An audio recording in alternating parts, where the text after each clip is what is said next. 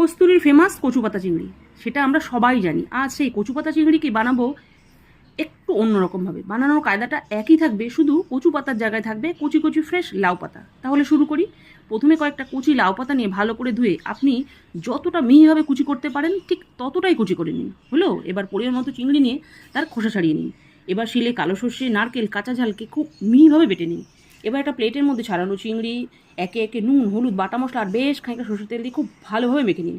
এবার কুচনো লাউ পাতা দিয়ে খুব ভালোভাবে মেখে নিন। বন্ধুরা, তোমরা চাইলে এই রেসিপিতে পেঁয়াজ রসুন দিয়েও বানাতে পারো। এবার গ্যাস জ্বালিয়ে কড়াই বসিয়ে বেশ খানিকটা সর্ষের তেল দিয়ে মশলা মাখানো চিংড়ির মিশ্রণ দিয়ে খুব ভালোভাবে নেড়ে চেড়ে চাপা ঢাকা দিয়ে দিন। কিছুক্ষণ পর ঢাকনা খুলে দেখবেন লাউ পাতা আর চিংড়ি দিয়ে অনেকখানি জল বেরিয়েছে। এই রান্নায় এক্সট্রা কোনো জল দেবেন না।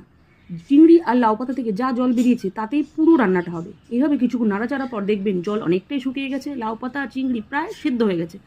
বাস, এবার লাউ পাতা চিংড়ি পুরো রেডি ভাত পাতে যাবেন, শুধু অপেক্ষা গরম গরম ভাতের। এবার দুপুরবেলা গরম গরম ভাতের সাথে চিংড়ি আর লাউ পাতা দিয়ে ভাত মাখুন। প্রত্যেক গ্রাসে গ্রাসে কচি লাউ পাতা, নারকেল আর চিংড়ির দারুণ ফ্লেভার। লাউ পাতা দিয়ে যে এরকম একটা দুর্ধর্ষ মালাইকারি হতে পারে, এই আইটেমটা না খেলে বুঝতেই পারবেন না।